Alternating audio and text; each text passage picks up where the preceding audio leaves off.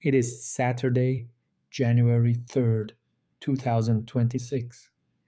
Before dawn reaches the hills surrounding Caracas, American special forces move through the airspace above the city, carrying out what the Pentagon later describes as a decapitation strike.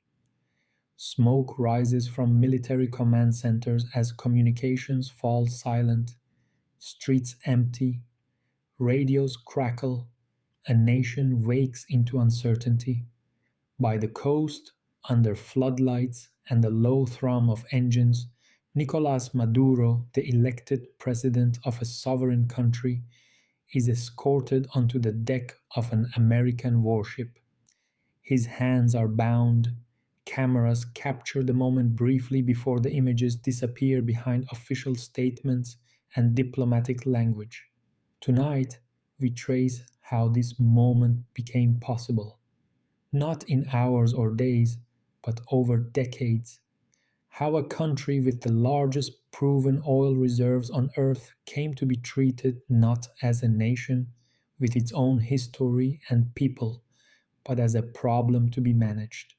How pressure replaced persuasion, how sanctions replaced dialogue, and how long before soldiers arrived, the outcome had already been shaped quietly, patiently, far from Venezuelan soil.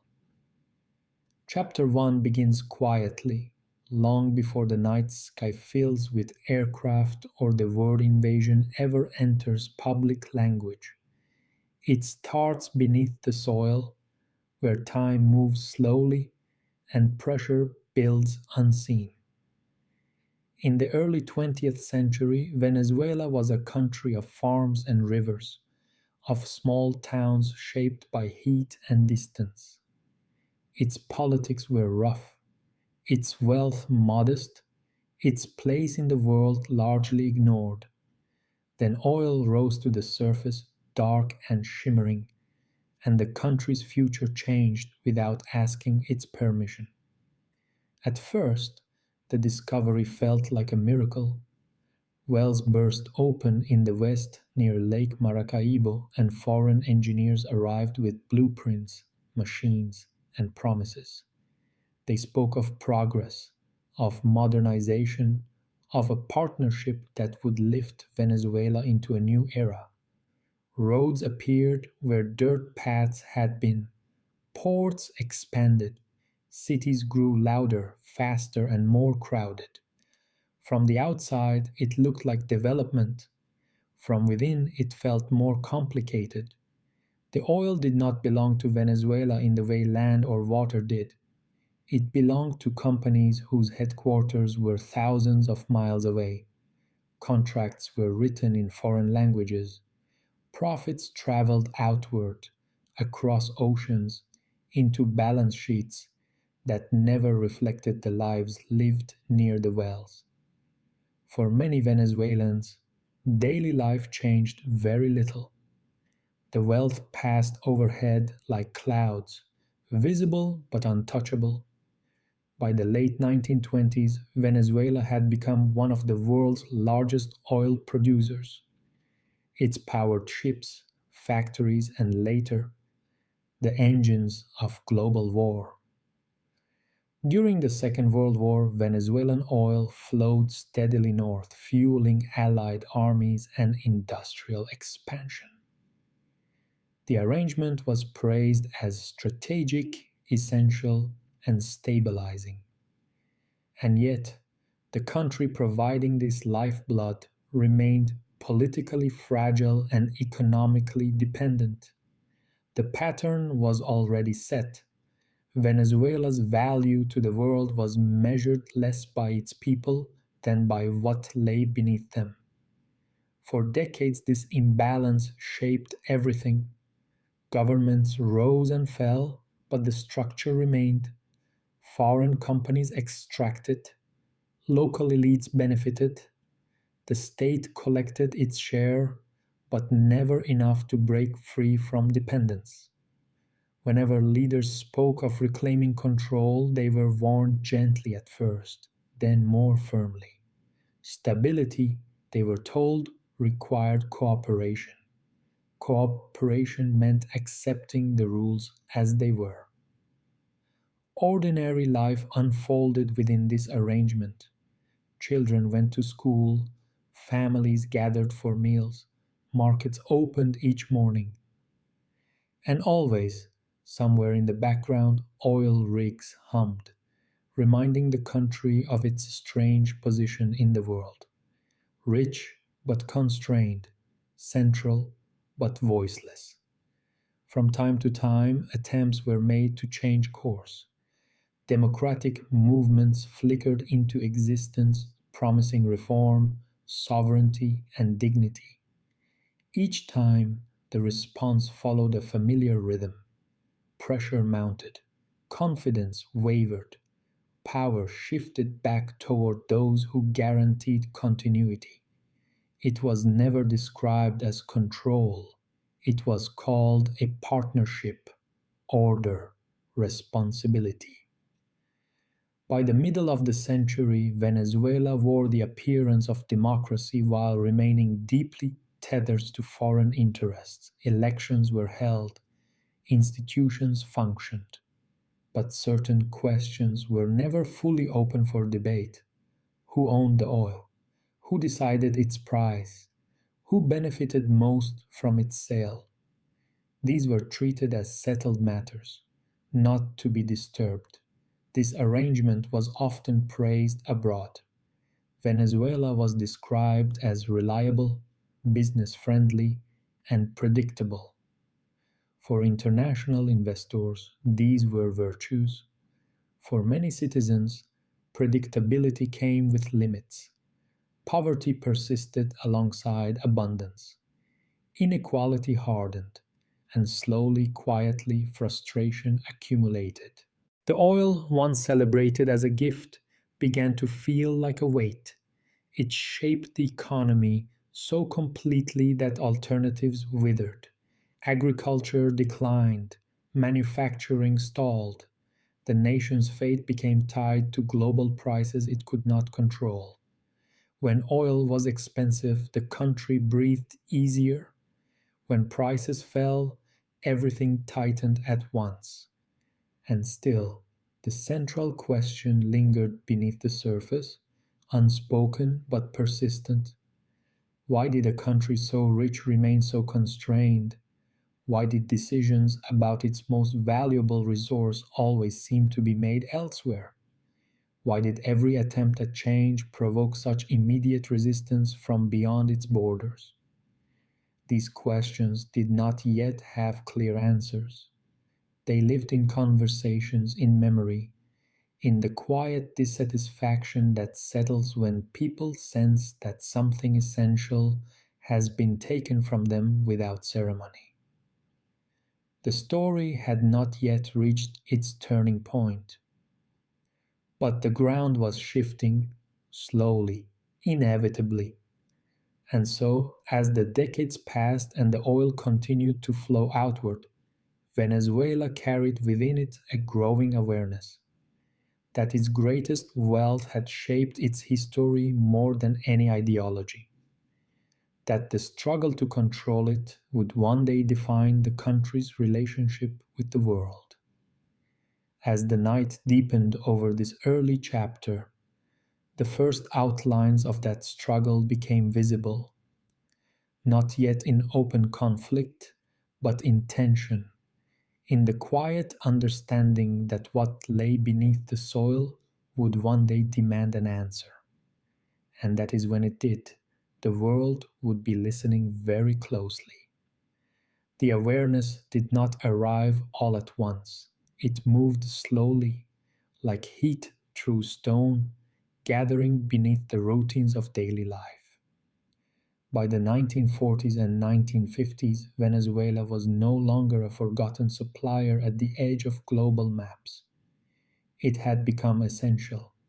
Tankers lined its ports, contracts thickened, foreign executives spoke confidently about long horizons and permanent arrangements. The oil, they assumed, would always flow outward, as it always had. Inside the country, however, something was changing. The contradiction between wealth and lived experience had grown too sharp to ignore. Cities expanded rapidly, drawing people from the countryside into neighborhoods that rose faster than services could follow. Modern buildings stood beside informal settlements. Radios carried news of prosperity abroad, while families struggled to secure basic stability at home. The sense of imbalance seeped into the national consciousness. Political leaders sensed this tension and responded in different ways. Some promised reform while reassuring foreign partners that nothing essential would change. Others spoke more boldly, suggesting that Venezuela might claim a greater share of its own destiny. Each time the language shifted, pressure followed. Loans came with conditions, support arrived with expectations. The boundaries of acceptable policy were quietly enforced. During this period, Venezuela experienced moments of democratic possibility. Elections offered hope that the country might renegotiate its place in the world. But these moments were fragile. When governments leaned too far toward sovereignty, they found themselves isolated. When they returned to familiar arrangements, stability was restored. The lesson was absorbed not through speeches but through consequence. Oil not only shaped the economy, but also the imagination. It taught the country what power looked like and where it lived. It taught leaders which paths were rewarded and which were punished. And it taught ordinary citizens that decisions affecting their future were often made far beyond their reach. By the late 20th century, the system had hardened. Oil revenues sustained the state, but dependency deepened. Corruption flourished in the spaces between foreign capital and domestic authority. Political parties rotated through power, offering different faces but preserving the same fundamentals. The question of ownership remained unresolved, carefully avoided, quietly deferred. When global oil prices collapsed in the 1980s, the cost of this arrangement became unavoidable. Government budgets shrank, social programs withered. International lenders stepped in, offering assistance tied to austerity. Subsidies were cut, prices rose. The burden fell heaviest on those who had never benefited from the oil boom in the first place. The streets responded before the institutions did. Protests erupted, not from ideology but from exhaustion. People demanded dignity, stability, a sense that the country's wealth meant something tangible in their lives. The response was swift and severe. Order was restored through force. The message was clear. Stability mattered more than redistribution. Markets mattered more than memory. Yet something had shifted. The idea that oil might belong to the people, not just in theory but in practice, no longer seemed unthinkable. It had entered public language, whispered at first, then spoken aloud. The old arrangements still held, but their legitimacy had weakened. As this chapter draws toward its close, Venezuela stands on the edge of transformation without knowing it yet. The oil continues to flow. The contracts remain in place. The world still sees a reliable supplier. But beneath the surface, patience is thinning. The sense that history could move in another direction has begun to take root. And so, as the night settles over this first act, the stage is quietly prepared. The wealth is immense. The resentment is real. The rules are fragile. And somewhere ahead, A figure will emerge who speaks the unspoken question directly and refuses to lower his voice. The figure does not arrive suddenly. He forms slowly, shaped by the same forces pressing on the country itself. By the early 1990s, Venezuela was restless. The old political order still functions on paper, but trust has eroded. Elections feel procedural, promises feel recycled. The gap between those who manage the system and those who live beneath it has widened into something impossible to ignore. Daily life reflects this quiet unraveling. In the cities, buses run less frequently, prices change between morning and evening, families adjust, then adjust again, conversations turn cautious. There is a growing sense that the future has been postponed too many times. The wealth beneath the ground has insulated some while exposing others to every shock of the global market. Within the military, this awareness takes a particular shape. Officers are trained to defend the nation, yet they watch as sovereignty feels increasingly abstract. They see foreign advisors welcomed into ministries. They hear policies discussed in terms of investor confidence rather than public need. For some, this contradiction becomes unbearable. When unrest explodes into the open, it does so not as ideology but as rupture. Protests erupt over rising costs, over broken assurances, over the quiet humiliation of dependency. The state responds with force, as it has before.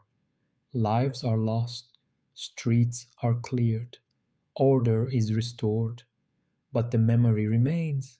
It settles into the collective mind, heavy and unresolved. From this moment forward, the idea of neutrality vanishes. The system is no longer merely flawed. For many, it is illegitimate. The question is no longer whether change is needed, but how it might arrive and at what cost. Oil remains at the center of everything. It is the reason foreign powers care. It is the reason pressure is applied with such precision. It is the reason any movement toward sovereignty is treated not as policy, but as a threat. Venezuela understands now that its greatest resource is also its greatest vulnerability. As this chapter closes, the country stands at a crossroads shaped by decades of extraction, accommodation, and deferred justice. The old order is weakened but not gone. The forces that benefit from it are watching closely, and the population, having endured cycles of promise and disappointment, is ready to listen to anyone willing to say aloud what others have only implied. The night grows deeper here, heavy with anticipation. The next chapter will not begin with oil beneath the soil, but with a voice rising above it, carrying the weight of history and the promise of rupture. The voice that emerges in the 1990s does not rise from comfort. It rises from contradiction. Hugo Chavez grew up watching a country rich in promise struggle to meet its own reflection. He was born into modest circumstances, surrounded by stories of independence and betrayal, of heroes whose dreams were deferred by power that always seemed to drift elsewhere. Like many Venezuelans, he learns early that history is not something sealed in books.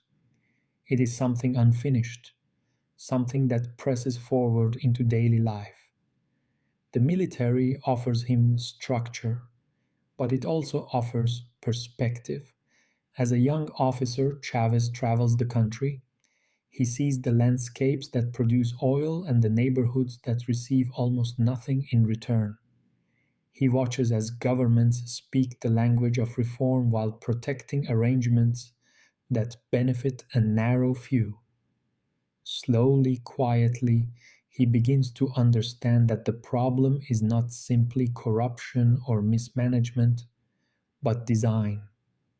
Venezuela has been organized to serve interests beyond itself. This realization deepens after the shock of 1989, when austerity measures imposed in the name of economic responsibility exploded into open unrest. The streets fill with people who can no longer absorb the cost of decisions made far above them. When the military is ordered to restore order, it does so with lethal force. Hundreds, perhaps thousands, are killed. The state survives, but something essential is broken. Trust evaporates.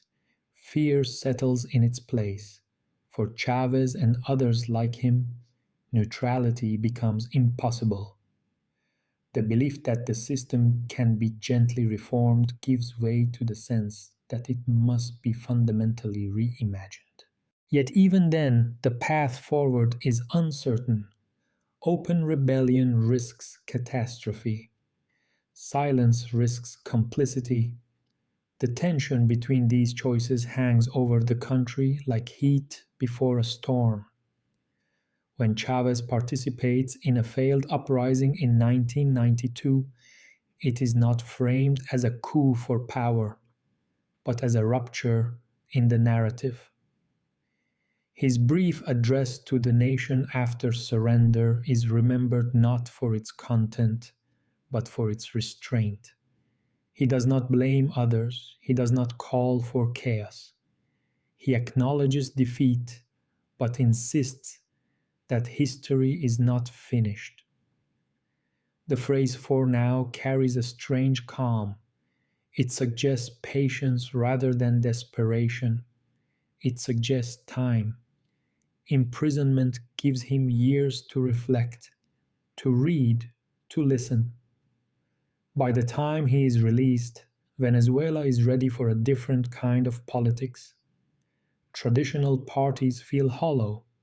Their language no longer convinces. Their legitimacy has eroded.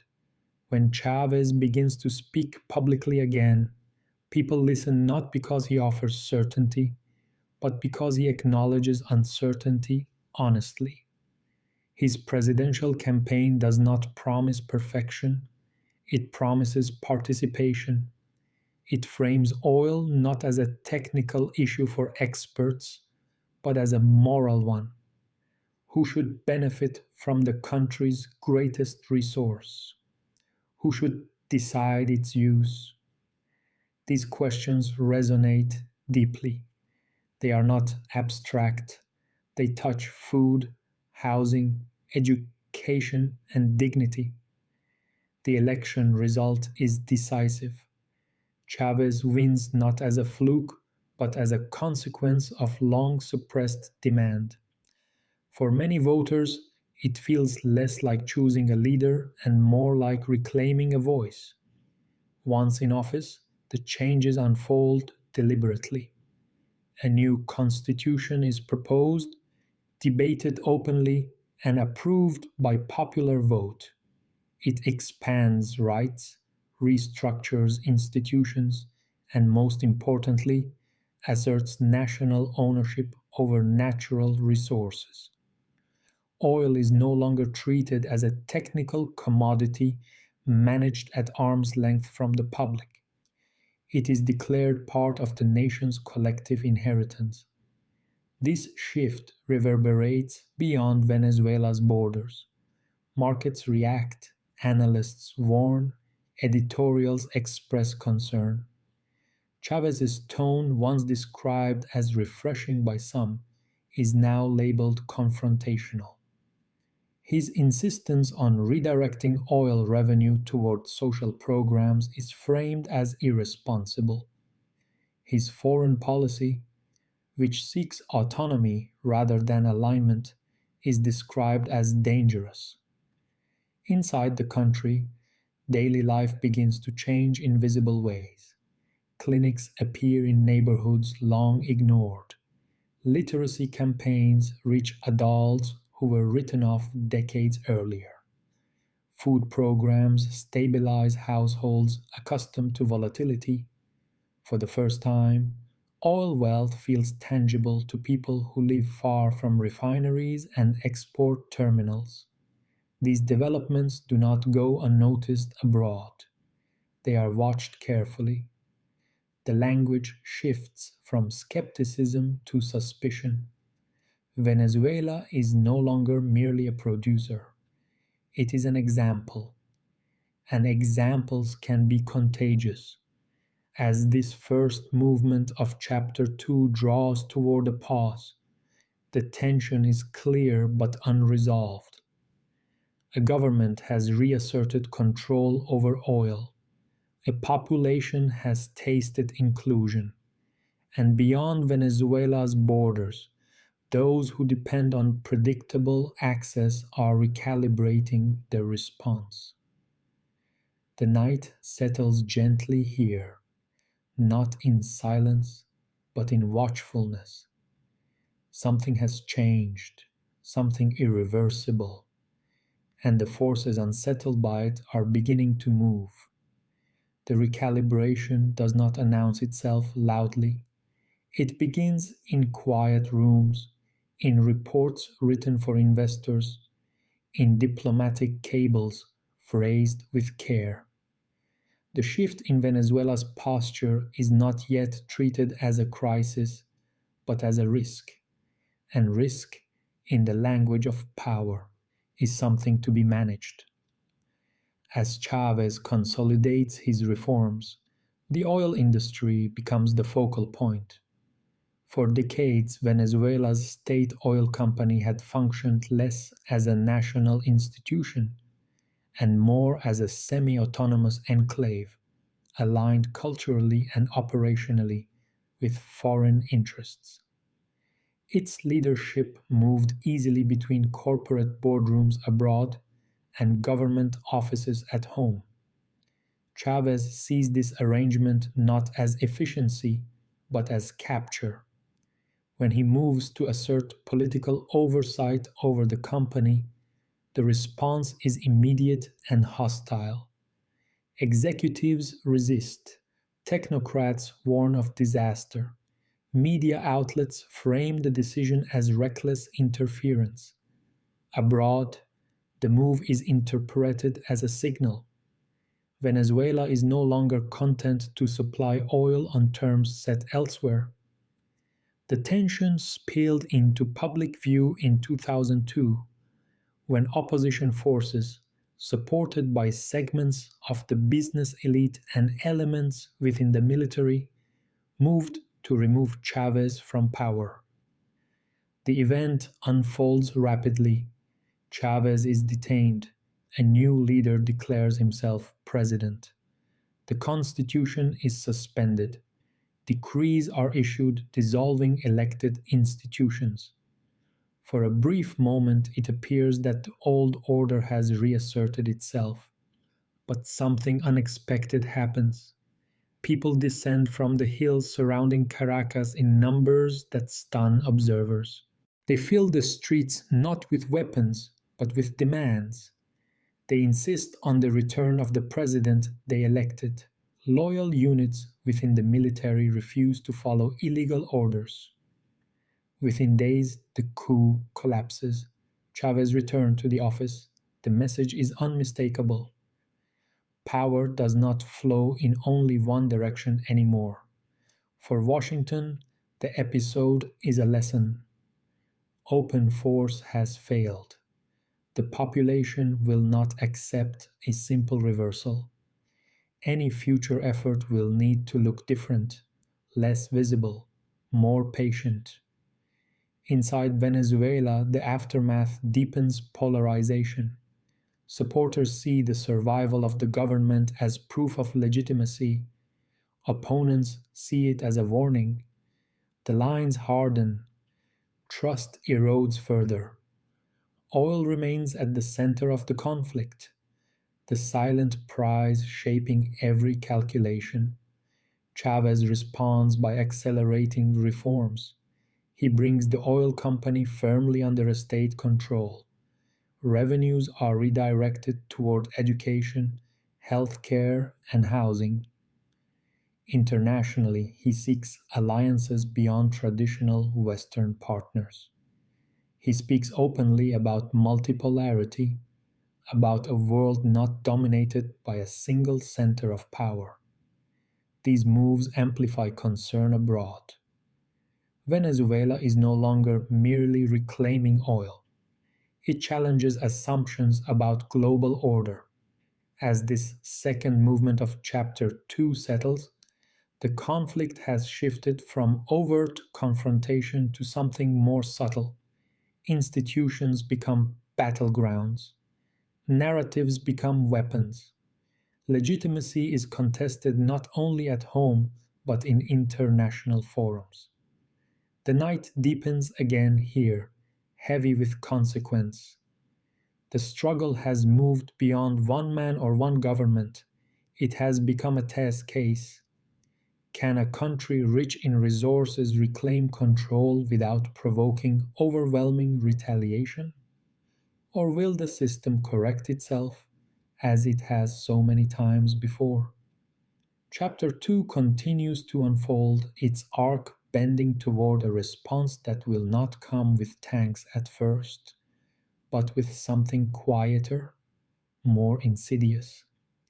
The quiet response takes shape gradually, almost invisibly. It does not arrive with declarations or troop movements, but with adjustments so subtle they can be mistaken for coincidence. Credit becomes harder to access. Risk assessments grow darker. Media coverage shifts tone, focusing less on policy and more on personality. The story is reframed.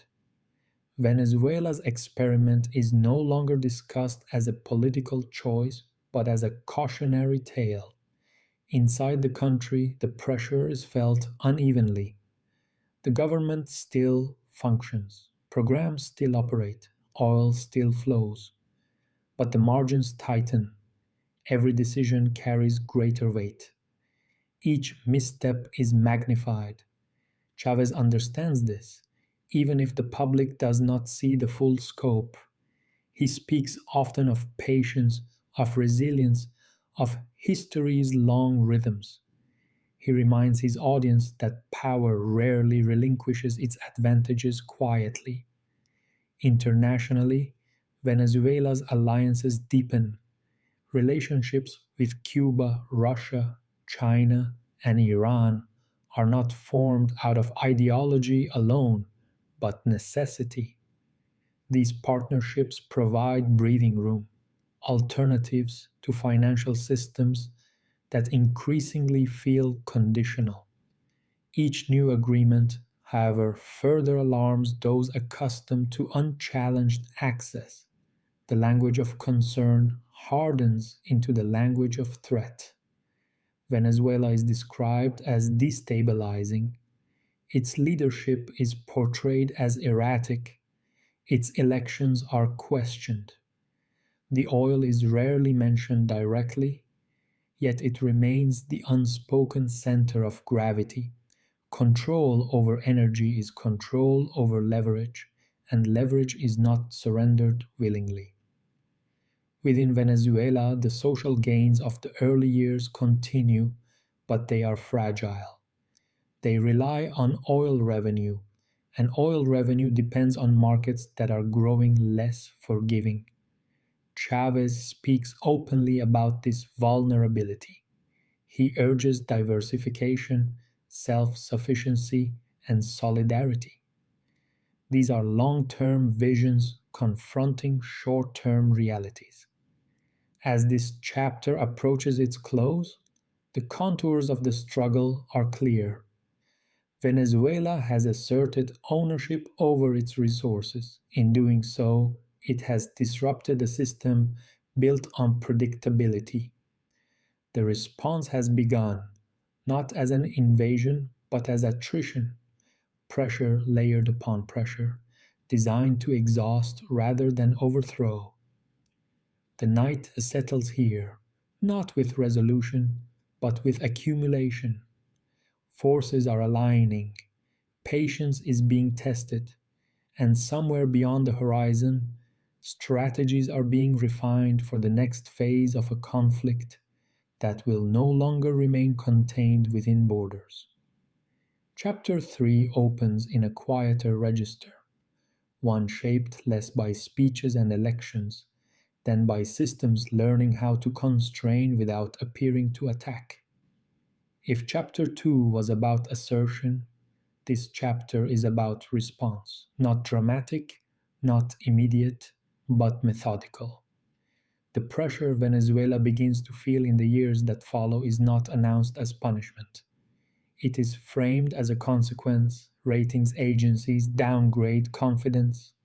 International banks reassess exposure. Transactions that once moved smoothly now stall or vanish into layers of compliance. Each barrier is small enough to explain away, yet together they form something dense and suffocating. For ordinary Venezuelans, the change arrives subtly at first.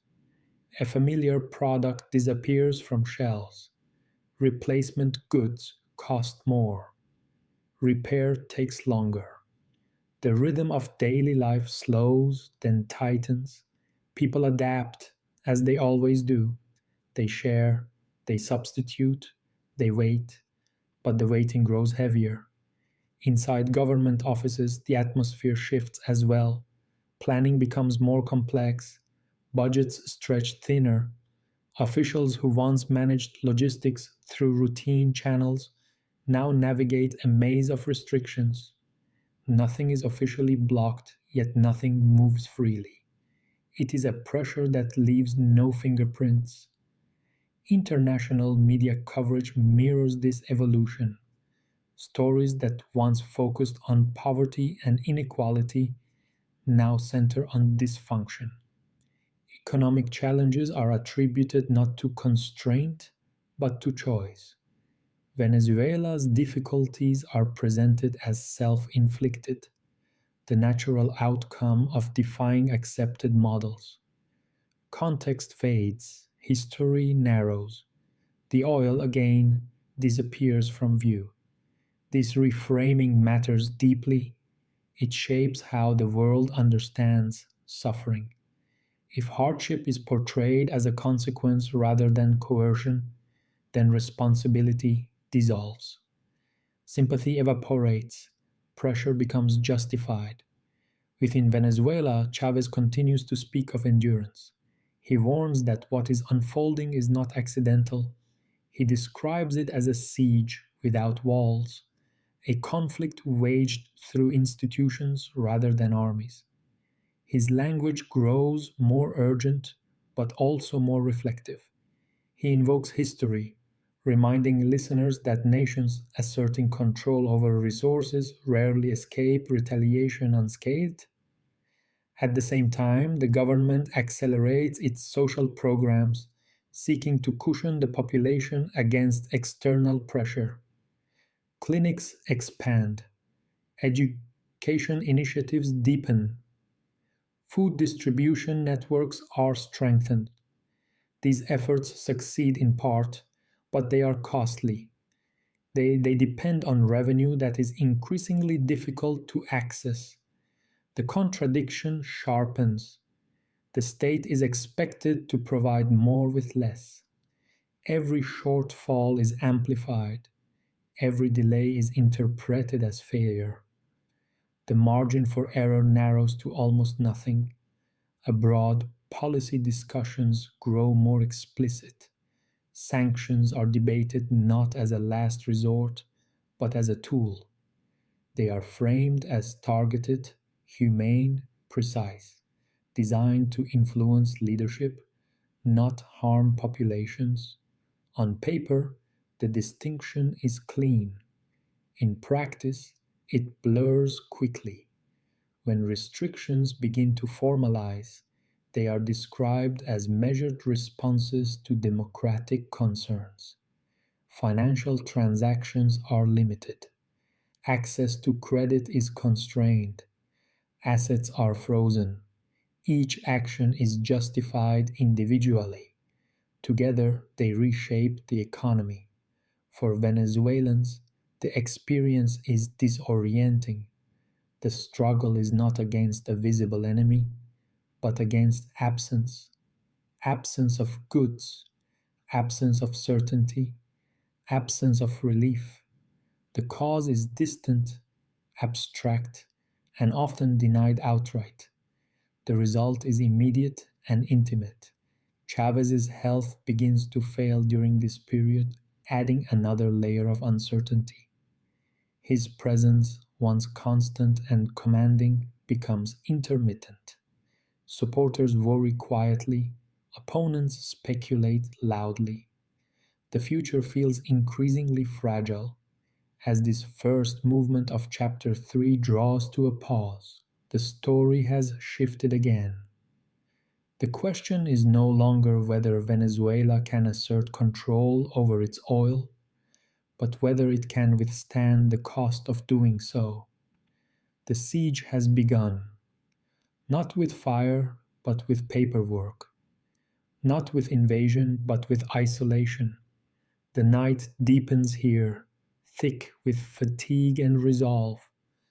The struggle has entered a phase that tests not ideology, but endurance.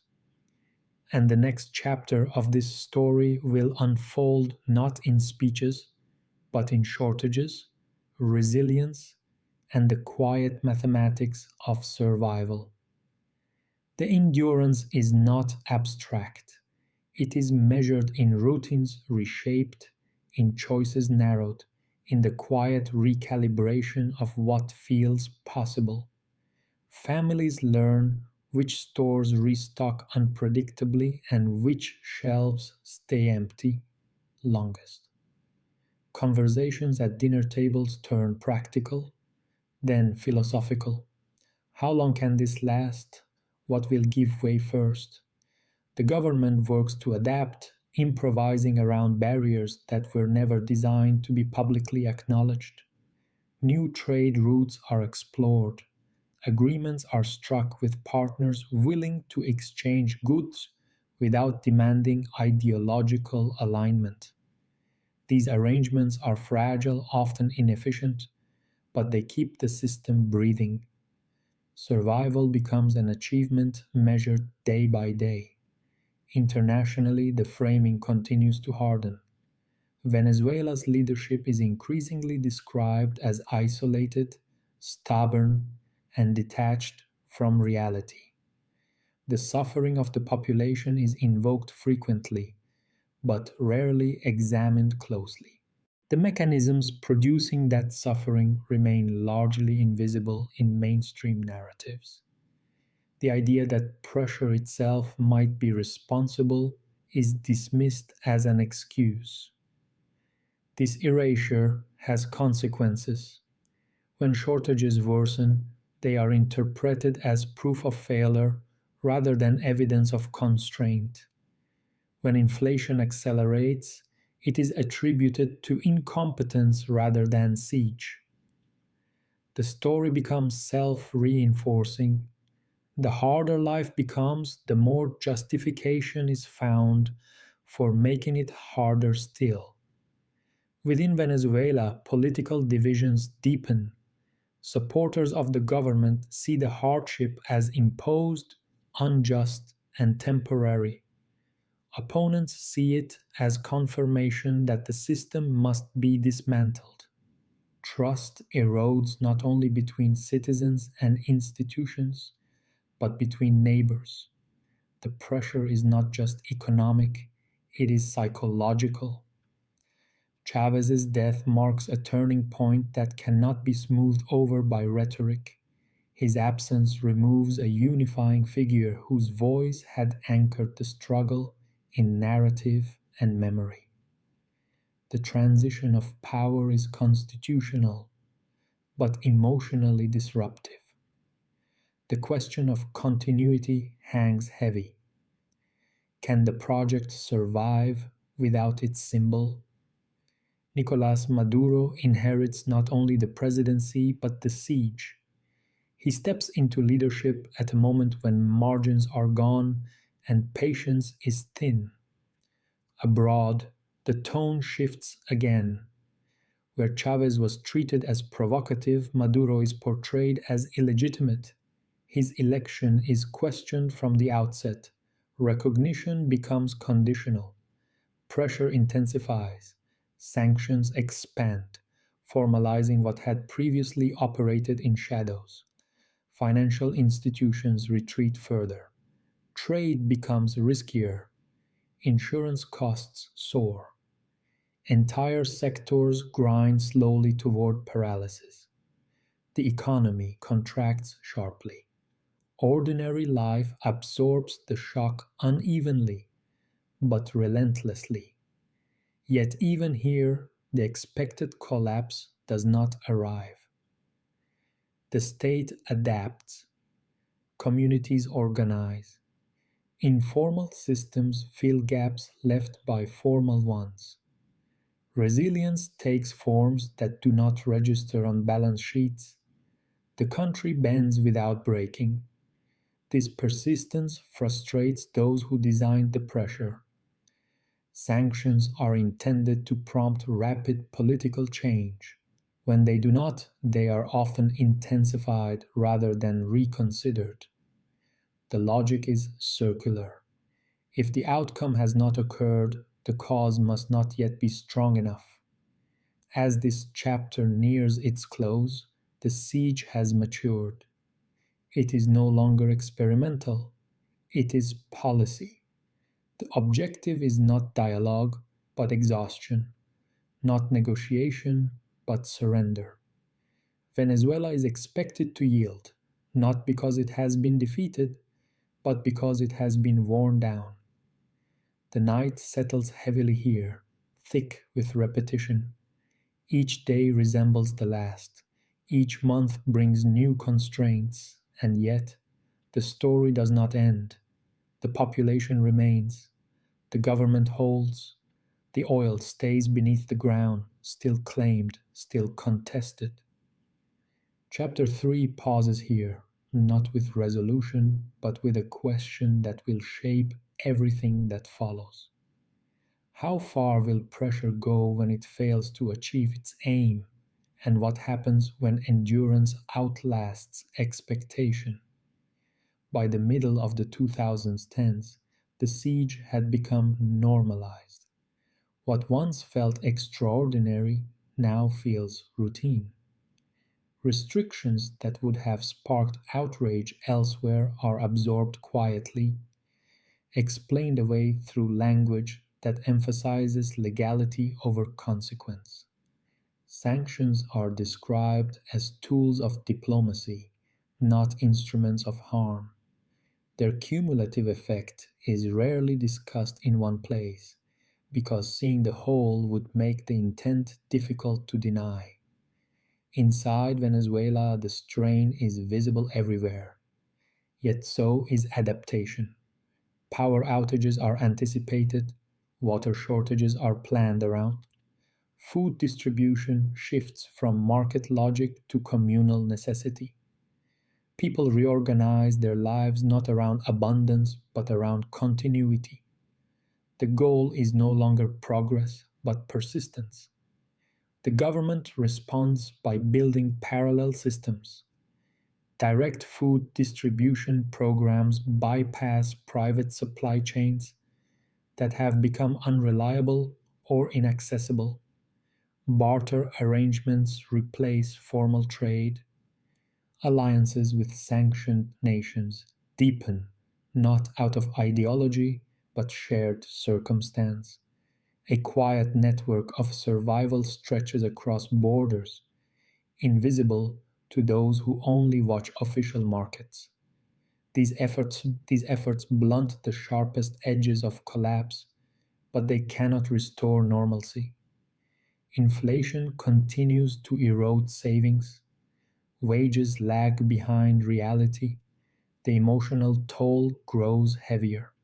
Fatigue sets in, not the sudden fatigue of crisis, but the slow exhaustion of endurance without relief. Internationally, the story hardens into certainty. Venezuela is framed as a failed state in waiting. Headlines repeat themselves. Experts speak confidently about inevitability. The possibility that pressure itself is producing the conditions being condemned is treated as a rhetorical distraction. This framing justifies escalation. Sanctions widen.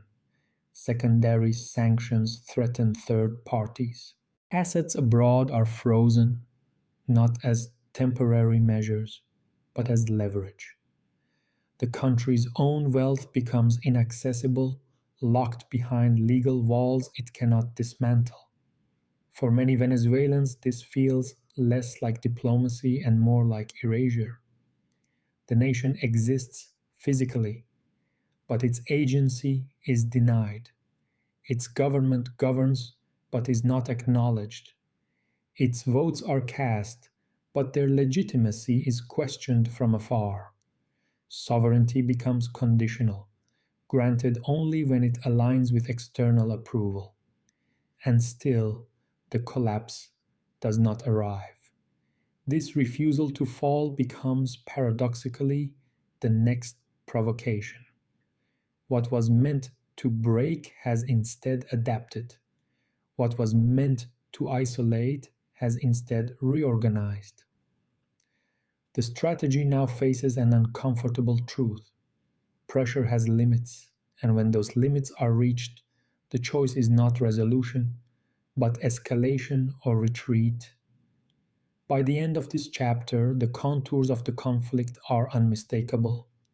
Venezuela has become a test case, not only of economic warfare, but of narrative control. Whether a nation can survive being declared illegitimate by forces far more powerful than itself. The night settles here with a sense of suspended motion. Everything feels paused, but nothing is stable. The siege has not achieved its aim, but it has reshaped the terrain. And those who designed it are already considering what comes next, when attrition alone is no longer enough. Chapter 4 unfolds not with a single decision, but with a gradual hardening of intent.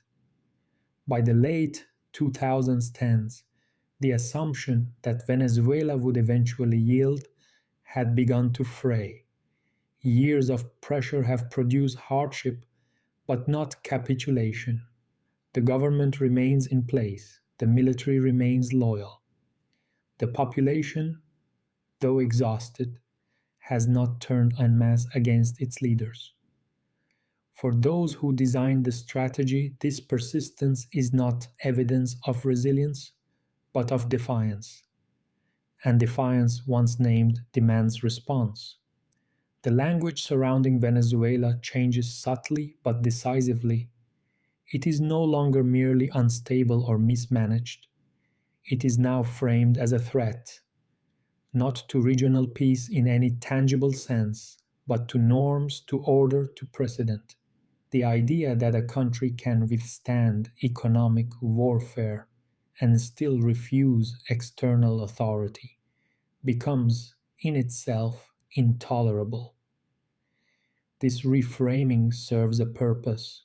It prepares the ground for escalation.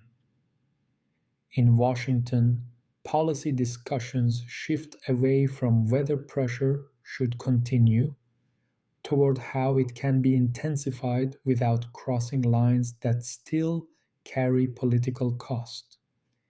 The aim is no longer persuasion, it is a fracture. If the state cannot be collapsed from above, perhaps it can be hollowed from within. Recognition becomes a weapon. In early 2019, an obscure opposition figure was elevated with extraordinary speed. He declares himself interim president in a public square, citing constitutional language stretched beyond its original intent. Within minutes, foreign governments recognized him as Venezuela's legitimate leader. Embassies adjust their flags, accounts shift control, assets change hands on paper, even as nothing changes on the ground. It is an unprecedented maneuver, a government recognized before it governs, authority conferred without territory, institutions, or force. The act is not meant to reflect reality, it is meant to overwrite it. For ordinary Venezuelans, the moment is surreal. They wake to headlines declaring a new president they did not elect and do not see. Daily life continues unchanged, except for the confusion. Who is in charge? Who controls what? Who speaks for the country? The answers depend entirely on which border you stand behind. The practical consequences arrive quickly. Venezuelan assets held abroad are transferred to the opposition's control. The state's ability to trade, ensure shipments, or access funds is further constrained. The siege tightens not through new sanctions alone, but through legal reclassification. Venezuela is now treated as though it has no government capable of representing itself. Inside the country, this move is understood not as political theater, but as an economic assault. The goal is not governance, but seizure. Control of oil subsidiaries, refineries, and gold reserves. Wealth accumulated over decades is rendered inaccessible to the people it belongs to. Still, the expected internal collapse does not come. The military does not defect. The population does not rise. The government absorbs the shock and adapts yet again. The opposition figure travels abroad, welcomed warmly in foreign capitals, while inside Venezuela he remains largely irrelevant, a president without a state without recognition. This contradiction deepens frustration among those who engineered the move. Recognition was meant to unlock the final phase. Instead, it has created a stalemate that exposes the limits of symbolic power. Declarations alone cannot move oil. Press conferences cannot run ports. Legitimacy does not transfer simply because it is announced.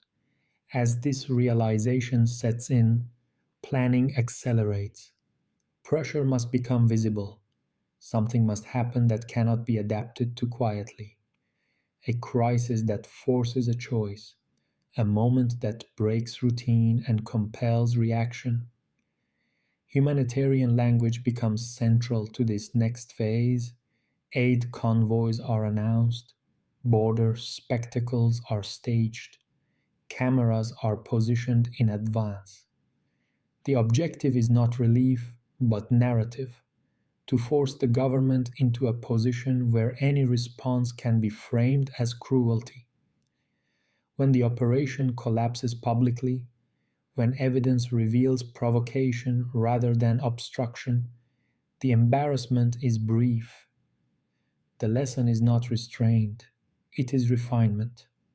By the close of this first movement of Chapter 4, the conflict has entered a dangerous stage. Economic warfare has not achieved regime change. Legal warfare has not delivered control. Recognition has not produced authority.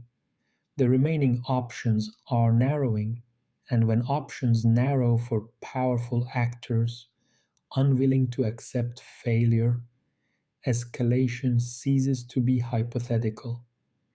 The night settles here with an unmistakable weight. Plans are being drawn not for pressure, but for rupture. The quiet war has reached the edge of something louder. The rupture does not arrive all at once. It creeps forward wrapped in language meant to soften its shape. What follows is not framed as escalation, but as inevitability, a reluctant step taken only after every other option has failed. This is how power prepares itself to cross lines it once insisted were sacred. In the months that follow the recognition of a shadow government, Venezuela enters a strange double existence. On paper, abroad, it is said to be governed by one authority. On the ground, at home, it continues under another. Laws are passed elsewhere that claim jurisdiction without presence. Assets are reassigned without consent. The country becomes an abstraction, something to be managed rather than lived in.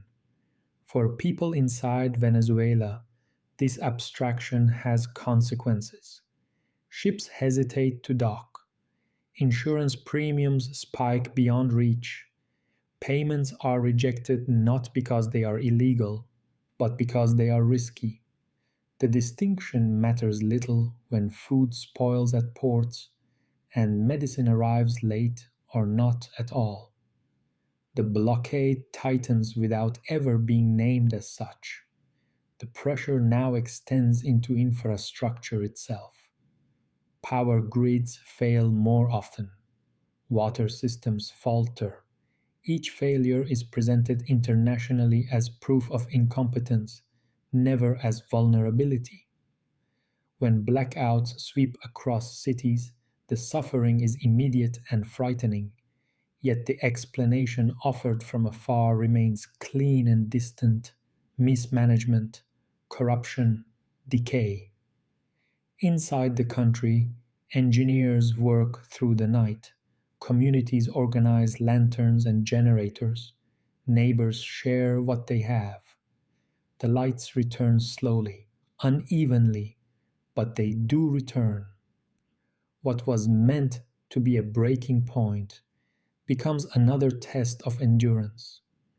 This persistence frustrates those who expected collapse. It challenges assumptions baked into years of policy planning.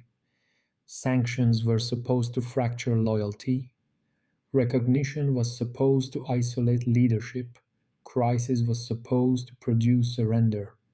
Instead, the country bends, adapts, and continues. The tone in Washington hardens. Public statements grow more openly contemptuous. Private discussions grow more dangerous. Military options, once spoken of hypothetically, begin to appear in briefing documents as contingencies. Not plans, officials insist. Preparations.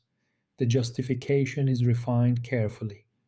Intervention, if it comes, will not be described as conquest, but as enforcement of democracy, of order, of norms.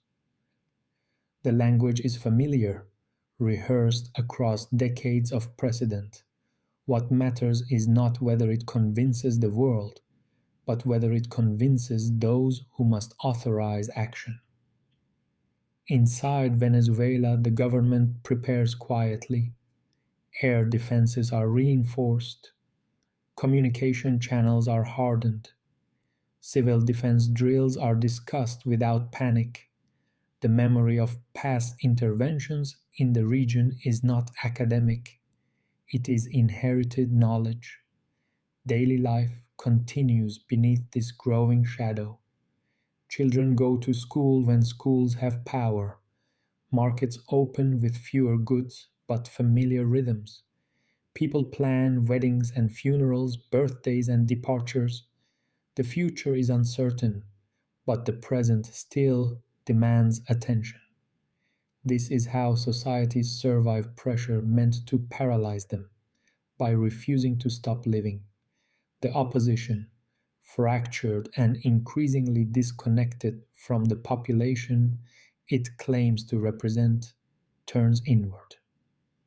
Accusations surface. Funds disappear.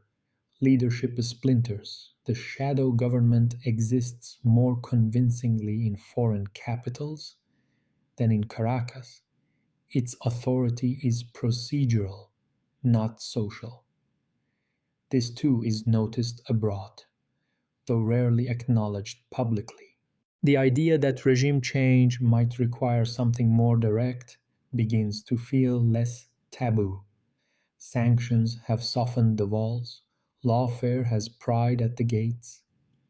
The remaining question is whether force can finish what pressure began. By now, the conflict is no longer really about Venezuela alone. It has become symbolic, about whether a nation can defy economic strangulation and survive, about whether sovereignty still has meaning when global systems can be weaponized so precisely, about whether endurance itself becomes a provocation. As this second movement of Chapter 4 draws toward its close, the sense of approaching climax is unmistakable. The siege has failed to achieve its stated aims, yet it has succeeded in one critical way. It has normalized the idea that Venezuela exists outside the rules that protect other states, that exceptional measures are justified, that escalation is reasonable. The night settles heavily here, charged with anticipation. The quiet war has stripped away its disguises. What remains is a narrowing corridor, leading toward a moment when restraint will be tested, and the world will watch to see whether power chooses to step back or step through. The step through the corridor is prepared long before it is taken. By the time officials begin speaking publicly about all options, the decision has already been rehearsed in fragments. Exercises run on paper, scenarios are modeled, risks are calculated not in human terms, but in probabilities. What matters is not certainty, but plausibility. For years, the idea of direct intervention had been treated as too costly, too visible, too destabilizing. Latin America carries memory. The region remembers invasions framed as rescue, occupations described as protection. Those ghosts still linger in diplomatic rooms, but memory weakens when pressure fails. When a policy produces no result, restraint begins to look like weakness. The narrative adapts again. Venezuela is no longer simply mismanaged or authoritarian. It is described as criminal, a narco state, a haven for illicit networks. This framing is crucial. It shifts the question from sovereignty to policing, from intervention to enforcement. Once a state is cast as criminal, its protections erode. Legal mechanisms follow narrative. Indictments are issued, bounties announced. The language of law replaces the language of war, even as the objectives begin to overlap. Capture becomes justice, abduction becomes arrest. The boundary between military action and policing blurs deliberately. Inside Venezuela, these developments are watched with grim familiarity. The country has seen this script elsewhere. Leaders framed as criminals, states reduced to case files. The population understands that when a nation is stripped of legitimacy, anything done to it can be justified afterward. The government responds cautiously. Public rhetoric remains defiant but measured. Diplomacy continues, even as channels narrow. Appeals are made to international law, to multilateral institutions, to the principle that force cannot be substituted for consent. Some countries listen, many remain silent. Silence, too, is a choice. Daily life absorbs the tension in ways that do not register in headlines. People charge phones when electricity returns, unsure when it will go out again. They store water. They adjust schedules around uncertainty. Anxiety becomes ambient, a low hum beneath routine. At the same time, a quiet resolve settles in. The sense that something decisive is approaching brings clarity. Survival has already been practiced for years. Whatever comes next will not arrive in a society unprepared for strain. That knowledge does not remove fear, but it tempers it. Abroad, patience thins. The shadow government has failed to become real. The economy has not collapsed fully. The military has not defected. Each expected domino remains standing. The pressure has done its work, but not its job, and so the logic completes itself. If pressure cannot force change, then pressure must be followed by action. Not invasion, officials insist. Something smaller, surgical, limited, a demonstration of resolve rather than an occupation. History is heavy with such assurances. As this final movement of Chapter 4 draws toward its close, the shape of what follows is unmistakable. The long campaign of attrition has prepared the ground culturally, legally, and psychologically. The idea that Venezuela is exempt from normal restraint has been planted and watered. All that remains is the moment when someone decides to act on it. The night settles here with an uneasy stillness. The quiet war has exhausted its instruments. What comes next will not be silent, and it will not be easily undone. The story is approaching the moment where consequence replaces calculation. Chapter 5 begins not with shock, but with a strange sense of recognition. For those who have followed the long arc of pressure, sanctions, and delegitimization, the moment feels less like a surprise than a culmination. What unfolds now has been rehearsed for years, not only in policy rooms, but in language, in framing, in the slow erosion of restraint. By the early 2020s, Venezuela exists in a narrowed space. Its economy has been reshaped by isolation. Its institutions function under constant scrutiny. Its leadership is treated not as political, but as provisional. Abroad, the country is spoken of almost exclusively in terms of crisis, rarely in terms of continuity. The idea that Venezuela might simply persist as it is becomes increasingly unacceptable to those who expected compliance. This refusal to disappear is interpreted as provocation. The logic that now dominates policy discussions is stark in its simplicity. If a government cannot be removed through elections, pressure, lawfare, or recognition, then it must be removed through force framed as necessity. The question is no longer whether intervention is justified, but how it can be executed without triggering consequences deemed too costly.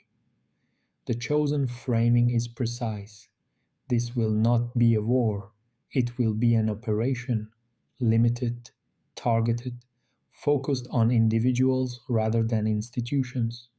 The language of decapitation enters official vocabulary, stripped of its violence by abstraction. The removal of leadership is described as containment, as prevention, as enforcement of law rather than violation of sovereignty. For Venezuela, this distinction means little. Inside the country, awareness spreads quietly, intelligence leaks, diplomatic signals sharpen, unusual movements are noticed. The government does not sound an alarm, it prepares silently. Air defenses are adjusted, command centers are dispersed, civil authorities are briefed without a spectacle. The population is not mobilized theatrically, but it senses the shift. Something has crossed from pressure into imminence. Daily life continues beneath this tension, but it carries a different weight. Each ordinary action feels provisional. Conversations linger longer. People listen more closely to radios, to phones, to the pauses between updates. The city breathes, but cautiously. Abroad, the narrative solidifies. Venezuela is now described as beyond repair. Negotiation is portrayed as futile. Dialogue is dismissed as a delay. The population's suffering, long exacerbated by pressure, is cited as evidence that action must be taken quickly, decisively, and compassionately. The irony goes largely unremarked. What has been constructed over decades is now clear, a moral architecture that transforms aggression into responsibility. The same forces that restricted Venezuela's access to food, fuel, and finance now claim urgency to resolve the crisis. Those restrictions deepened. The circle closes. In military briefings, scenarios are discussed with clinical calm. Airspace control, communication disruption, leadership extraction. Each step is framed as minimizing harm. Each contingency includes language acknowledging risk while treating that risk as acceptable. This is how decisions of immense consequence are rendered manageable. For the soldiers who will execute these plans, the story is simpler. Orders will be given, objectives defined, timelines compressed. They will move through the night, as special forces are trained to do, operating within a narrow window where speed replaces deliberation. Inside Venezuela, the government prepares for survival rather than spectacle. The expectation is not victory in conventional terms, but continuity. The leadership understands that even partial success by external forces will be presented internationally as a resolution. Images will matter more than facts, capture more than legality, optics more than consent. The people, long accustomed to uncertainty, do not wait for instructions. They store what they can. They stay close to family. They keep routines intact as a form of resistance. Survival once again becomes an act of quiet defiance. As this first movement of chapter 5 draws to a pause, the story stands at the edge of its most visible transformation. Years of unseen pressure have prepared the ground. The language has been written, the justifications rehearsed, the mechanisms aligned. The night ahead will not be remembered for its silence. The night arrives without ceremony. There are no public warnings, no final speeches. The hours pass as they always do, marked only by the small rituals people use to tell themselves that tomorrow will come. In Caracas, the city settles into uneasy sleep, unaware of how narrowly the moment has been measured elsewhere. What unfolds next is designed to be swift. Speed is essential not only tactically, but narratively. The objective is to create a reality so immediate that it outruns debate. By the time questions form, the outcome is meant to be settled. This is how modern power prefers to act, not through occupation, but through fait accompli. In the early hours, aircraft move into position. Communications are disrupted selectively, not enough to plunge the city into chaos, but enough to fracture coordination. Command centers are struck with precision calibrated to disable rather than obliterate. Smoke rises in controlled plumes, visible enough to signal seriousness, restrained enough to suggest responsibility. On the ground, movement is quiet and deliberate. Orders are followed without discussion. There is no room for interpretation. The operation is not framed as conquest, but as removal. The language matters. It has been chosen carefully, refined over years of rehearsal. Inside the presidential compound, events compress into minutes. Security protocols activate. Confusion ripples briefly, then resolves. The outcome is determined less by force than by surprise. The extraction is completed before the city fully wakes. The images that follow are brief, tightly managed, and instantly global. By sunrise, the story has been told for most of the world. Headlines announce success. Officials speak of restraint and necessity. The language of legality is deployed with confidence. The president of a sovereign nation is now described as a detainee.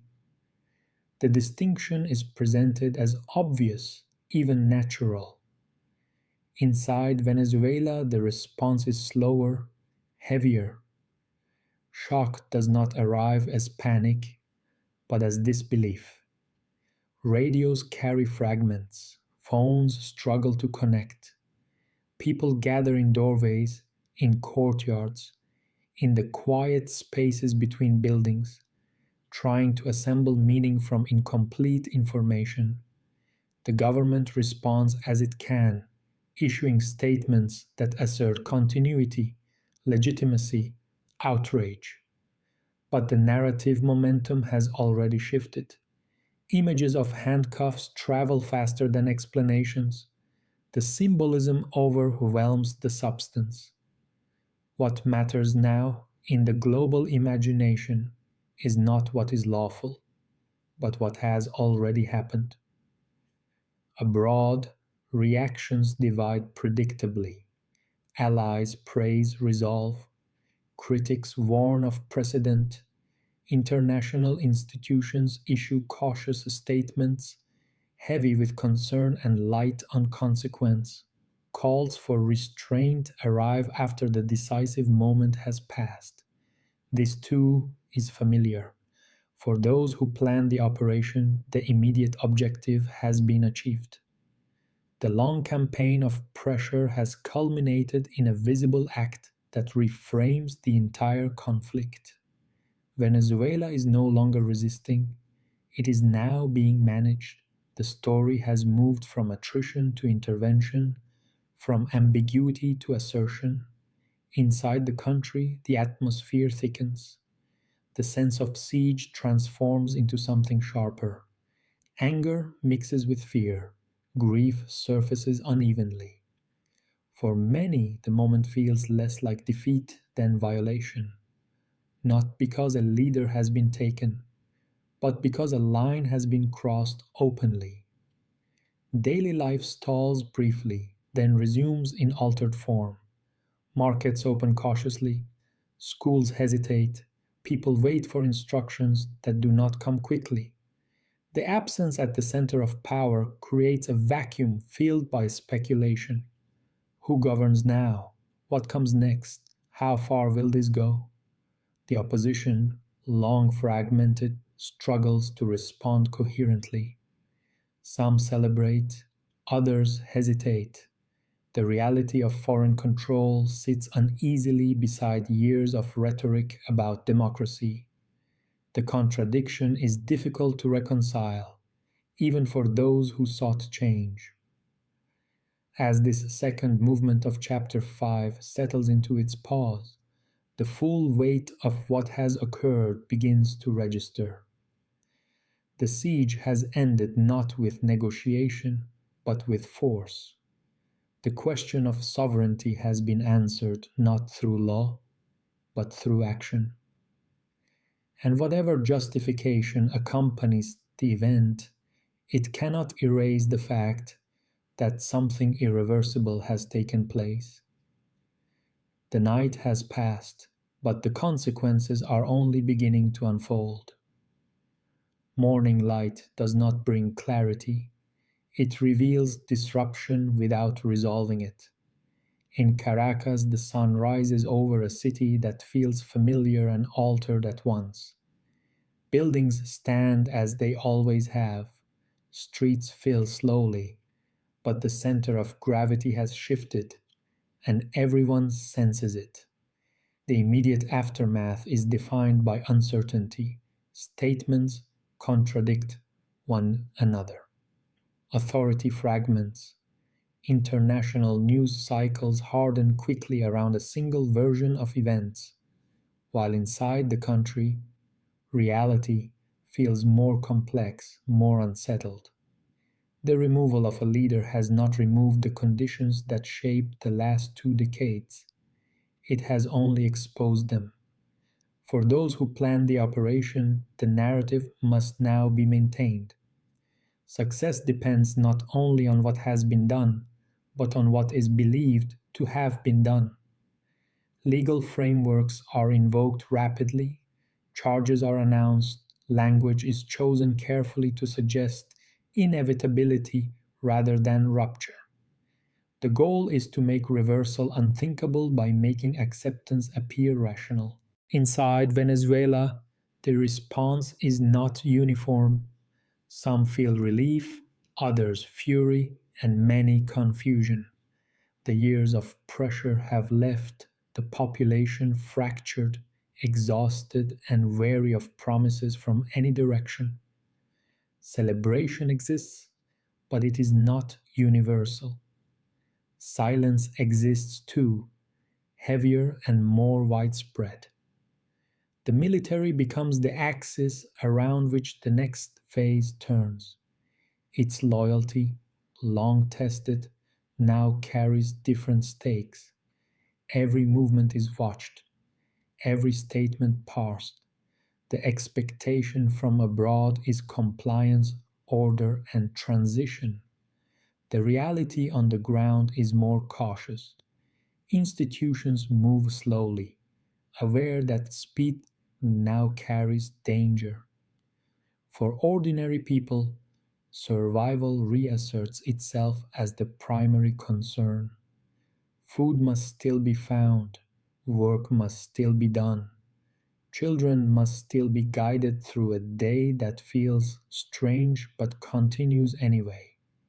Life does not pause for geopolitics, it absorbs it unevenly, imperfectly, and stubbornly. Abroad, the tone shifts from urgency to management. Attention turns to resources, contracts, and restructuring. The language of reconstruction enters discourse almost immediately, as if destruction were merely a technical inconvenience. Oil once again sits at the center, rarely named directly, but present in every calculation. Access, control, normalization. These words circulate quietly beneath louder claims of stability. For Venezuela, this familiarity cuts deeply. The long struggle to assert ownership has ended, not in negotiation, but in reversal enforced by power. The irony is sharp. Decades of suffering justified as necessary pressure give way to sudden concern for order once control appears achievable. International reactions continue to divide. Some governments object loudly, others express concern politely, many say little at all. The precedent is noted, then set aside. The world moves on quickly, as it often does, leaving those most affected to reckon with consequences that will last far longer than headlines. Inside the country, something quieter begins to form, not a unified movement, not an immediate uprising, but a reckoning, the realization that sovereignty, once challenged indirectly, can be taken directly. That endurance, however long sustained, does not guarantee protection. This understanding reshapes political imagination in ways not yet visible. The opposition, having achieved through force what it could not achieve through votes, confronts its own contradictions. Authority granted from outside carries a cost inside. Trust is fragile. Legitimacy, once lost, is difficult to manufacture.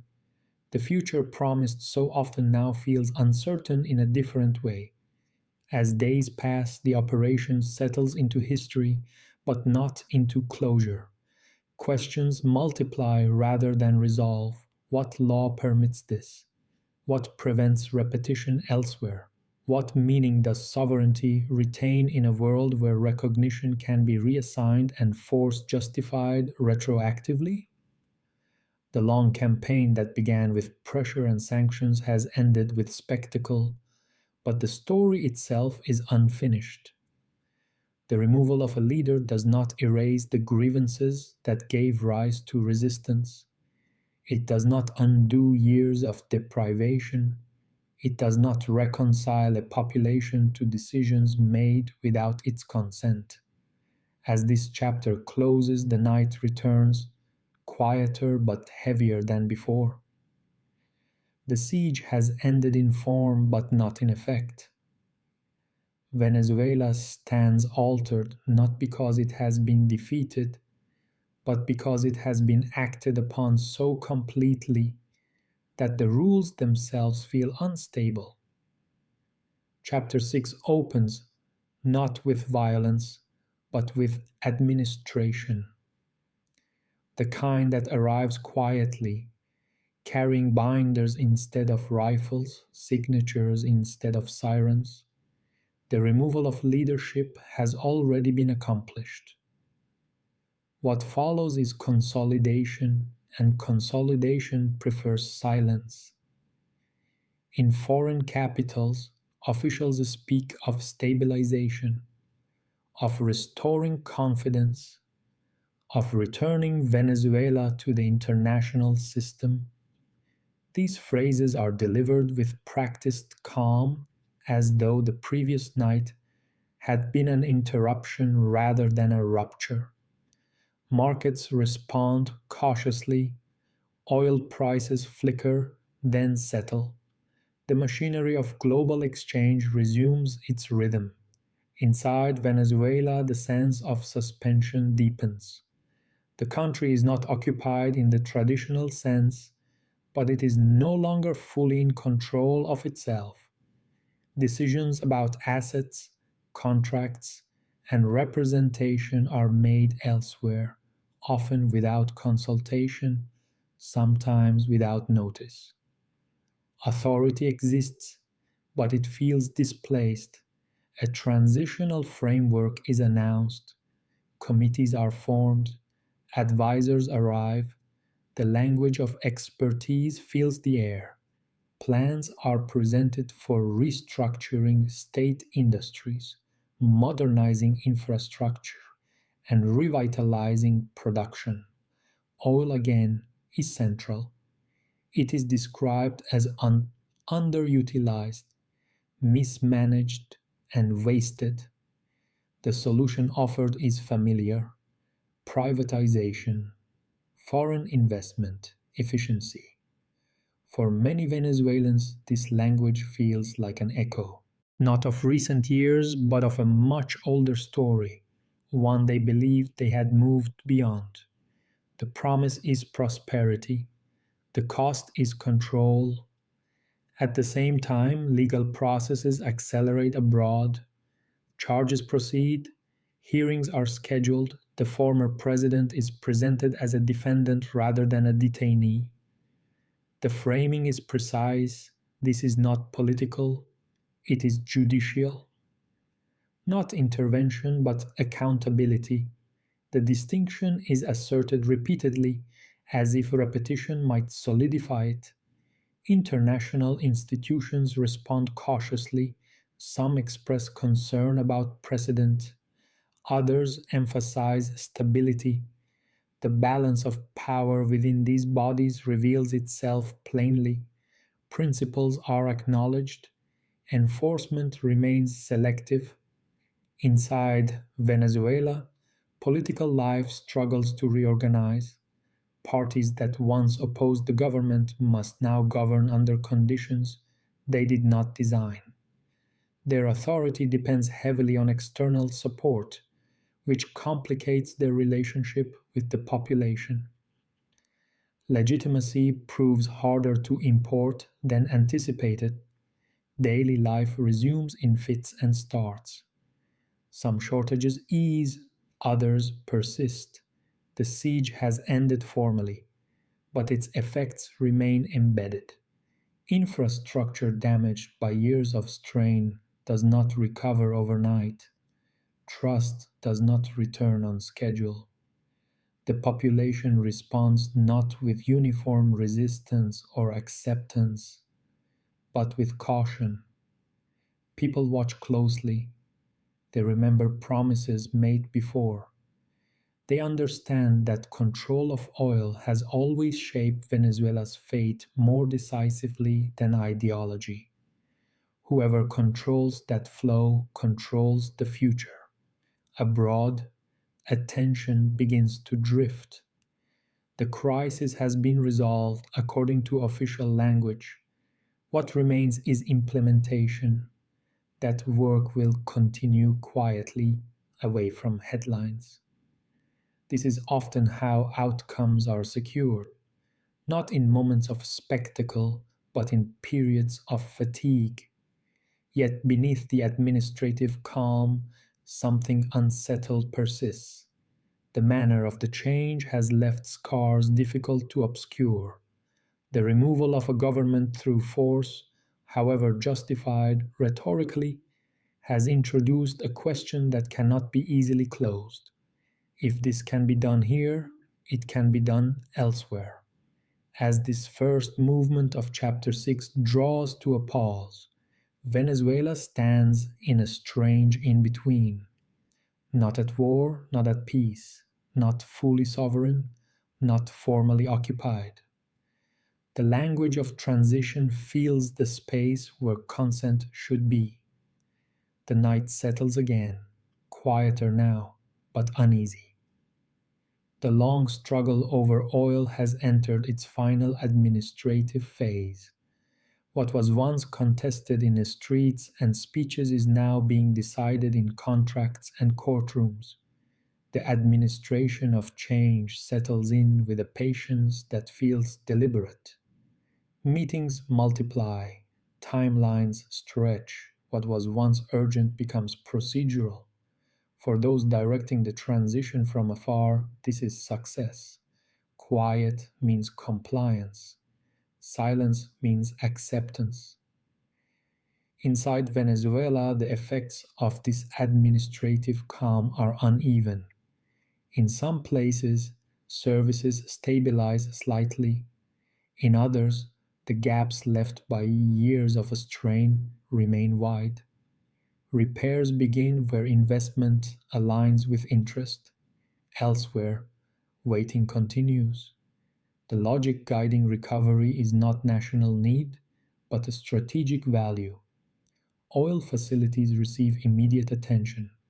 Consultants arrive with plans refined long before they were officially requested. Contracts are reviewed, rewritten, and reassigned. Production targets are adjusted. The language is technical, neutral, and efficient. Yet for many Venezuelans, it carries a familiar undertone.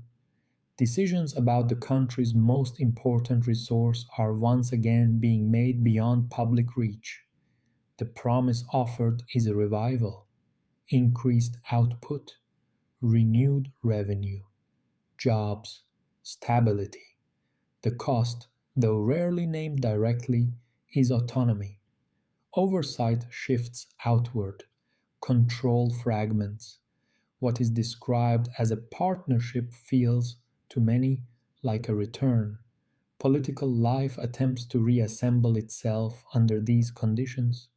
New leaders speak of unity and healing, of turning the page. Their words are careful, often rehearsed. They must reassure external supporters while persuading a skeptical population. This balancing act proves fragile. Every compromise abroad weakens credibility at home. For ordinary people, politics recedes again into background noise. Survival reclaims attention. People measure progress not in speeches but in prices in electricity, in whether tomorrow feels slightly more predictable than yesterday. The metrics of legitimacy are intimate and unforgiving. Internationally, the situation is declared normalized. Sanctions ease selectively. Markets reopen cautiously. Financial institutions re engage on terms that ensure leverage remains. The world congratulates itself on restraint after force, on order after disruption. The deeper questions are deferred. The precedent, however, does not disappear. It lingers in policy discussions elsewhere, unspoken but understood. The idea that sovereignty can be suspended, reallocated, and enforced through narrative and power rather than consent. Other nations take note. Some quietly adjust their strategies, others begin seeking insulation from systems they now see as conditional. Within Venezuela, memory becomes the quiet undercurrent. People remember the years of pressure, the shortages, the explanations that never acknowledged the cause. They remember endurance, and they remember the moment force replaced persuasion. These memories do not organize immediately into resistance, but they do not fade either. They wait. The oil continues to flow as it always has. Tankers depart ports, refineries hum back to life. Revenues begin to move again, though not always toward the same destinations envisioned during the years of struggle. The wealth that once inspired hope now carries a different weight. It feels less like an inheritance, more like a bargaining chip. As weeks turn into months, the transition hardens into structure. What was temporary becomes standard. Oversight bodies entrench themselves. Agreements extend quietly.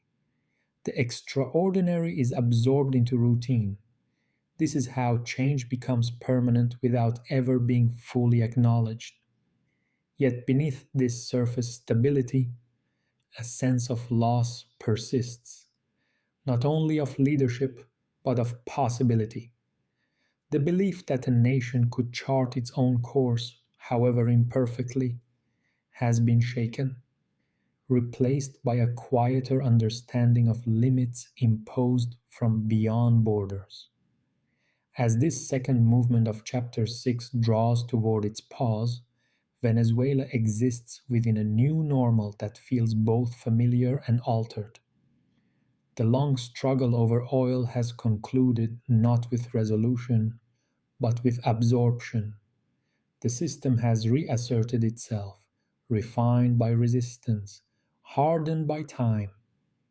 The night settles here with administrative calm and unresolved memory. The story, though nearing its end, has not closed its deepest questions. Those will linger far beyond the paperwork. The calm begins to feel heavier as time passes. What initially seemed like stabilization slowly reveals itself as containment. The boundaries are no longer enforced with pressure or spectacle, but with normalization. What exists now is not a moment of crisis, but a condition. Inside ministries, procedures replace vision. Decisions are justified through compliance rather than conviction. Officials speak carefully, aware that every policy choice is measured not only by domestic response but by external approval. Autonomy narrows quietly, not through edict but through dependency. The language of reform dominates public messaging. Efficiency, transparency, accountability. These words are repeated often enough to feel reassuring, yet vague enough to resist scrutiny. For many Venezuelans, they recall earlier eras when similar promises preceded the same outcomes. Wealth flowed outward, inequality hardened, and the state grew distant again. Oil revenues increase, but their distribution becomes opaque. Investment targets infrastructure tied directly to extraction and export. Social programs, once expansive, are trimmed in the name of fiscal responsibility. The justification sounds reasonable. The impact feels familiar. Political opposition that once defined itself through resistance now struggles with governance. Unity fractures under pressure. Ideological differences re emerge once the shared objective has been achieved. Some factions advocate cooperation, others demand distance. The population watches with skepticism born of experience. Abroad, attention continues to drift. Venezuela becomes a settled issue, a file closed, a case resolved. Other crises replace it in headlines. The machinery of global power moves on, confident that order has been restored sufficiently to justify disengagement. Inside the country, however, memory refuses to cooperate. The years of siege have altered how people understand the world. Trust in institutions, both domestic and international, remains thin. The lesson absorbed is not optimism, but caution. Sovereignty, once assumed, is now understood as conditional. Quiet conversations emerge in academic circles, in regional forums, in the corridors of other governments. Venezuela is discussed less as an anomaly and more as a precedent, a demonstration of how economic pressure, legal maneuvering, and force can be sequenced to achieve compliance without formal war. The implications are unsettling, even for those who supported the outcome. Some countries respond by accelerating efforts to insulate themselves, diversifying reserves, reducing exposure, building alternative systems. The world shifts subtly, not in dramatic alignment, but in quiet recalibration. The ripple effects of the intervention extend far beyond Venezuela's borders. Within Venezuela, cultural life adapts as it always has. Art reflects loss and endurance. Music carries memory. Stories are told softly, then retold. The sense of identity persists, reshaped but intact. What has been taken is not erased, but stored. As this chapter nears its end, Venezuela stands in a state that defies easy description, not conquered, but constrained, not collapsed, but altered. The long struggle over oil has passed through every phase imaginable: extraction, assertion, pressure, siege, force, administration. What remains is the residue, a nation still standing, still inhabited, still remembering. The question is no longer whether the West wanted Venezuela's oil. That has never been in doubt. The question is what it cost and what it taught to take control of a future so fiercely contested. The night settles gently here, quieter than before, but heavy with understanding. The story is nearly complete, not because everything has been resolved, but because the arc has revealed itself fully. Chapter 6 ends here. The final chapter does not arrive with resolution, it arrives with stillness, the kind that follows long strain, when exhaustion settles deeper than anger ever could. Venezuela wakes each morning into a country that still exists, still breathes, still remembers, yet no longer belongs entirely to itself in the way it once struggled to claim. The years that follow the intervention are not marked by open conflict, but by adjustment. People learn what can be said and where. Institutions learn which questions are best left unasked. Life resumes its rhythms, but the rhythm carries hesitation now, a pause where certainty used to live. Oil continues to flow, that much is undeniable. Tankers leave ports on schedule. Contracts are honored. Revenues move through channels that feel efficient, professional, and distant.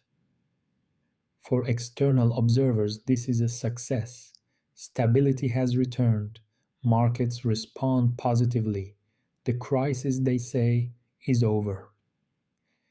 Inside Venezuela, the meaning is different. The oil no longer feels like an inheritance.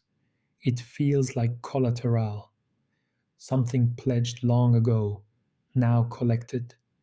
The social programs that once reshaped daily life exist in fragments. Some survive in reduced form, others fade quietly, not through announcement but through neglect. The language of austerity returns, polished and familiar. Fiscal discipline, budget responsibility, necessary reform. The same phrases echo across decades, unchanged by context. People adapt because adaptation has become instinct. Families rely on one another more than institutions. Informal networks fill gaps left by formal retreat. Survival remains communal, even when governance does not. Politically, the country enters a period of managed pluralism. Elections are held, parties compete, but the boundaries of acceptable policy are narrower than before. Certain questions, once asked loudly, now feel dangerous again. Who controls the oil? Who decides its price? Who benefits most from its extraction? These topics retreat from public debate, treated as technical matters best left to experts. Memory becomes the quiet resistance. Stories passed between generations, the years of siege, the nights without power, the feeling that endurance itself was treated as defiance. These memories do not demand immediate action. They wait. Abroad, Venezuela recedes from focus. Other crises demand attention. Other interventions are debated. The precedent, however, remains. It circulates silently in policy circles as proof of concept. Economic warfare can soften a state. That legal recognition can fracture legitimacy. That force, applied at the right moment, can conclude what pressure begins. This lesson is not lost on the world. Some nations accelerate efforts to protect themselves, diversifying reserves, building parallel systems, reducing exposure to institutions they once trusted. Others take the opposite lesson, that power, when concentrated, still decides outcomes, that resistance is costly and survival uncertain. Venezuela exists now at the intersection of these interpretations, a country that endured longer than expected, yet lost more than it intended, a nation that asserted sovereignty and paid the full price of doing so. Its story becomes cautionary, not because it failed, but because it resisted. As this final chapter unfolds, the meaning of the struggle clarifies. The conflict was never only about leadership or ideology, it was about control over resources in a world that depends on them, about who decides how wealth is used and who bears the cost of that decision. The night settles here gently, without spectacle. The story does not end with liberation or collapse, but with understanding. That power rarely announces itself honestly, that intervention often wears the mask of necessity, and that sovereignty, once challenged, is never easily restored. Venezuela remains changed, constrained, remembered. Its oil still flows beneath the ground and across the sea. Its people still live, love, and endure. And its story, far from isolated, echoes quietly across a world watching and learning. The understanding deepens slowly, settling into places that words rarely reach. It lives in posture, in caution, in the way conversations drift away from certain subjects without explanation. Venezuela's future is no longer imagined in bold declarations, but in careful increments. The horizon has narrowed not because hope is gone, but because memory has become instructive. For many, the years after intervention are defined by a quiet recalibration of expectations. What once felt possible now feels distant. What once felt urgent now feels risky. People learn to read between lines again, to interpret pauses, to recognize when silence is safer than speech. This is not despair, it is an adaptation refined by experience. Oil revenues stabilize the economy in visible ways. Infrastructure improves selectively. Export capacity increases. International partnerships resume under revised terms. From the outside, the metrics look reassuring. Growth charts climb modestly. Risk assessments soften. Investors speak of opportunity. The system appears to have corrected itself, yet beneath these indicators lies a more complicated truth. The correction has not been neutral. It has redistributed power rather than resolved tension.